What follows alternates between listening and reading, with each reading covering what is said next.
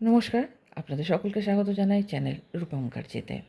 আজকের এই ভিডিওতে আমরা বিস্তারিত আলোচনা করব বেশ কিছু নতুন বড় আপডেট সম্পর্কে।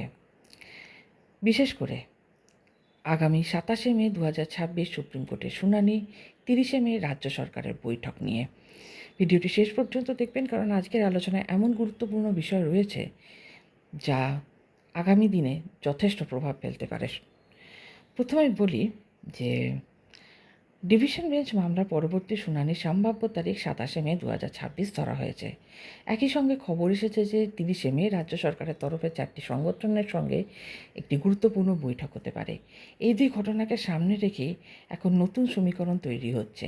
আজ যে রিপোর্ট সামনে এসেছে সেখানে বলা হচ্ছে একটি নতুন আবেদন সুপ্রিম কোর্টে জমা পড়েছে, যেখানে আগামীকালের শুনানি আপাতত স্থগিত রাখার অনুরোধ করা হয়েছে।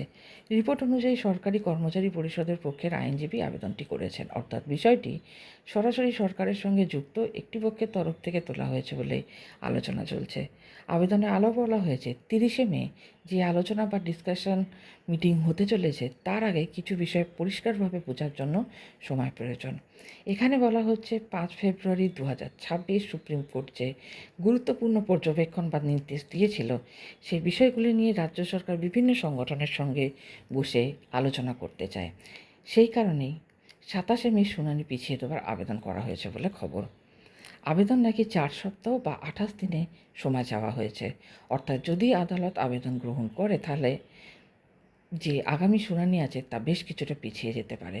তবে এখনই এটা চূড়ান্ত নয়, কারণ আবেদন জমা পড়েছে মানেই আদালত সেটি গ্রাহ্য করে নিয়েছে এমন নয়।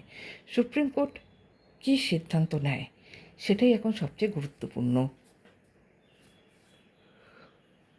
সুপ্রিম কোর্টের শুনানির যে অফিস রিপোর্ট সাধারণত একটু রাতের দিকে করে প্রকাশিত হয়। সেই রিপোর্ট প্রকাশ হওয়ার পরে পরিষ্কার বোঝা যাবে আবেদনটি গৃহীত হয়েছে কি না, শুনানি কবে হবে, নাকি নতুন তারিখ দেওয়া হবে। আপডেট এলেই আমি আপনাদের সাথে অবশ্যই শেয়ার করব। আপনাদের মতামত আপনারা কমেন্টসের মাধ্যমে অবশ্যই জানাবেন। সকলে ভালো থাকুন।